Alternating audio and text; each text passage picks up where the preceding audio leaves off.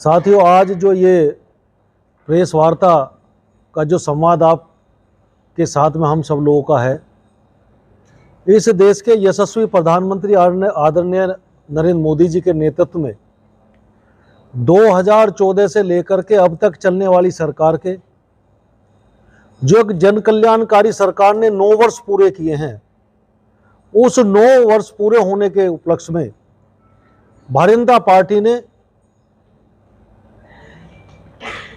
एक महासंपर्क अभियान की योजना बनाई है जन जन तक जाने के लिए और समाज के सभी वर्गों से संपर्क करने के लिए।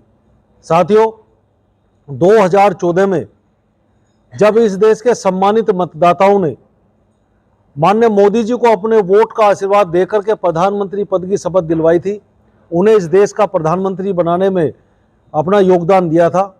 साथियों, जब 2014 में माननीय मोदी जी प्रधानमंत्री बने तो उन्होंने पहली जब प्रेस वार्ता की थी, मीडिया के साथ में पहला उन्होंने संवाद किया था। माननीय मोदी जी ने कहा था कि ये मेरी सरकार इस देश के लिए, गरीब के लिए, इस देश की माताओं बहनों के लिए, इस देश के नौजवान के लिए, इस देश के किसान के लिए, इस देश के मजदूर के लिए, इस देश के व्यापारी के लिए समर्पित है। ये पहली प्रेस वार्ता में मीडिया के साथ में संवाद में उन्होंने संकल्प दोहराया था। मोदी जी की सरकार ने जनधन खाते की योजना लागू करके अभी तक 48 करोड़ 27 लाख जनधन खाते खोल करके इस देश में आर्थिक छुआछूत की समाप्ति माननीय मोदी जी ने की है। और जो बड़ी बात इन जनधन खाते खोलने के बाद जो जीवन में परिवर्तन लोगों का आया है,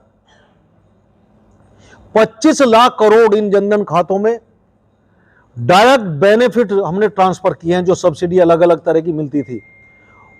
और ये जो 48 करोड़ बैंक में जनधन खाते खुले हैं, इसमें आपको जान करके आश्चर्य होगा, इसमें 26.5 करोड़ बैंक के खाते हमारी माताओं बहनों के हैं। इतना बड़ा परिवर्तन 2014 और 2023 में है। जिस महिलाओं को मातृशक्ति के रूप में हम पूजते हों और वो मातृशक्ति खुले में सोच जाने को मजबूर हो, और बड़े अपराध जो महिलाओं के साथ में होते थे वो सोच जाने के समय में होते थे। हिंदुस्तान में बड़ी एजेंसियों के सर्वे थे, सामाजिक असुरक्षा, अपराध उनके साथ में ये बड़ी घटनाएं घटती थी। साथियों, 12 करोड़ के आसपास शौचालयों का निर्माण करके ये जो हमारी बहन बेटियों को जो एक सामाजिक सुरक्षा और स्वास्थ्य से जुड़ी बीमारियों की रोकथाम के लिए जो बड़ा काम माननीय मोदी जी ने किया है, ये भी एक बड़े परिवर्तनकारी कदम माननीय मोदी जी ने उठाए हैं। हिंदुस्तान में वही पेट्रोल कंपनियां, वही सरकार, वही अधिकारी हैं, लेकिन 2014 में जब माननीय मोदी जी ने फ्री में गैस के कनेक्शन की बात की, 2014 तक साथियों इस देश में 14 करोड़ 52 लाख एलपीजी गैस के कनेक्शन थे देश में। मात्र 14 करोड़ 123 करोड़ की आबादी में हमने 31 करोड़ निःशुल्क गैस के कनेक्शन देने का काम किया। 31.5 करोड़, इतना परिवर्तन इन 9 सालों में आया। 70 सालों में 14 करोड़ और इन सालों में 31 करोड़ से ज्यादा। हमारी जिन मातृशक्ति की मैंने बात करी, आपका ये जो रामपुर लोकसभा, इसमें अल्पसंख्यक आबादी भी बड़ी भारी है। उस वर्ग की चिंता के लोग हमारे पर आरोप लगाते हैं कि सब भेदभाव करते हैं, योजनाओं में भेदभाव करते हैं, तुष्टिकरण करते हैं।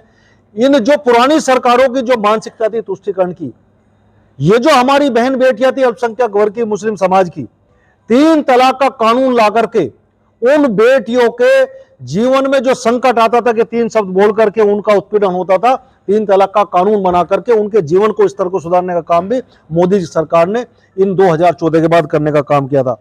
साथियों, कौशल विकास की चर्चा आपने सुनी होगी। इस देश के नौजवान जब कोई गांव से निकलता था, आपने देखा होगा ये रामपुर ग्रामीण पृष्ठभूमि का शहर है। जब गांव से व्यक्ति आता, प्लम्बर का काम करता था, बिजली सुधारने का काम करता था, उसे रोजगार के कम अवसर थे, कम पैसे मिलते थे। लेकिन स्किल इंडिया के माध्यम से, कौशल विकास के माध्यम से इस देश के, इस जनपद के, इस प्रदेश के करोड़ों नौजवानों को कौशल विकास के माध्यम से रोजगार देना, उन्हें ट्रेंड करना, इस योजना का लाभ करोड़ों नौजवानों को इस देश में, इस रामपुर में उठाने का काम किया है। साथियों, जिन नौजवानों की बात हम करते हैं कि हिंदुस्तान सबसे युवा पूरी दुनिया में देश है, 2013-14 में इस देश में 723 यूनिवर्सिटी थी, 723 विश्वविद्यालय और 22-23 में 1113 विश्वविद्यालय इस देश में माननीय मोदी जी की सरकार के प्रयासों बने हैं।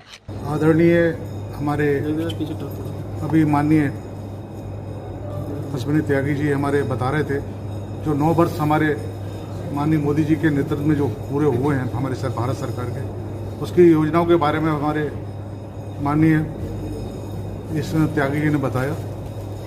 और बहुत सारी योजना हमारे जो भारत सरकार द्वारा चलाई जा रही है उसका लाभ हमारे रामपुर में भी मिला है। जैसे कि भारत सरकार द्वारा विभिन्न योजना के अंतर्गत प्रधानमंत्री आवास योजना है, प्रधानमंत्री मुद्रा योजना है, किसान सम्मान निधि योजना है, उज्ज्वला योजना है, जनधन योजना है और विकास ही विकास का आधार होता है। तो उसके अंतर्गत हमारे रामपुर में बहुत सारे विकास कार्य हुए। जैसे कि एक लालपुर का पुल बहुत सदियों से पड़ा था, क्योंकि वहाँ पर एक गुलामी का पुल बना हुआ था अंग्रेज़ों के ज़माने के, उसे तोड़कर वहाँ नया निर्माण पुल का किया गया। भैया नगला का पुल बहुत बड़ी समस्या थी, उसका भी निर्माण चल रहा है। मदारपुर का पुल जो है वो स्वीकृत हो चुका है। मिलक पर ऐसे ही रेलवे जो वहाँ बड़ी समस्या थी, जो मालगाड़ी वहाँ खड़ी हो जाती थी तो लगभग 2-2, 3-3 दिन वहाँ खड़ी रहती थी,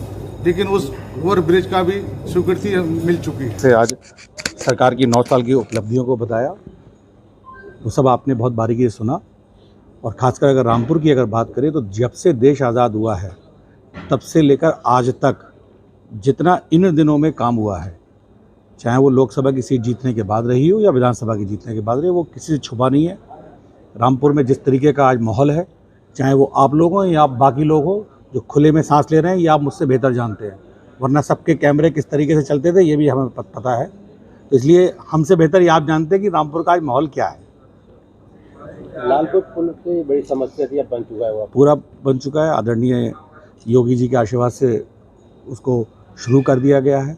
और ये समस्या रामपुर के ही एक राजनीतिक व्यक्ति ने पहले पैदा की और फिर उसमें अड़चनें डाली, लेकिन आज उत्तर प्रदेश सरकार ने उसको दोबारा से चालू करके जनता को समर्पित कर दिया। इलाही जी, कल जो है बिजली विभाग के अधिकारी को तलब किया था, आपने बुलाया था, किस तरह के दिशा निर्देश दिए गए? देखिए, पिछले अभी कुछ दिनों में बिजली की जो परेशानी थी उसको देखते हुए उन लोगों को बुलाया गया था। उसमें ये पता लगा कि रामपुर में जो गैस जो लाइन पड़ रही है उनकी वजह से शाहबाद गेट पर जो फॉल्ट हुआ था, जिसकी वजह से 6 घंटे बिजली गायब रही थी। रजा इंटर कॉलेज के बिजली घर में एक नेवला आ गया था, उसमें जो उनका पैनल होता है उसकी वजह से 4 घंटे काम रहा था। अब मुझे पूरी उम्मीद है कि बिजली की व्यवस्था में कोई दिक्कत नहीं आएगी। और लोगों से भी मेरा निवेदन है कि अपने जो बिल हैं पेंडिंग, जितनी जल्दी वो सब जमा होंगे। देखिए, ये एक ही ऐसा सिस्टम है कि बिल जब तक पे होता रहेगा तब तक कभी कोई दिक्कत आएगी नहीं। अस्पताल में, जिला अस्पताल में बच्चों के डॉक्टर नहीं है, व्यवस्था निज़ाम बदहाल है, इसको लेके क्या बच्चों के अभी पिछले कुछ महीने पहले से ही 2 पिटीशन जो हैं वो संविदा पे रखे गए हैं, शायद आपको जानकारी इस बात की नहीं है। और बहुत तेज़ी से आने वाले समय में सारी जो जगहें हैं, हमने खुद लिख कर दिया था स्वास्थ्य मंत्री जी को, बहुत जल्दी सारी जगहें भरने जा रही हैं।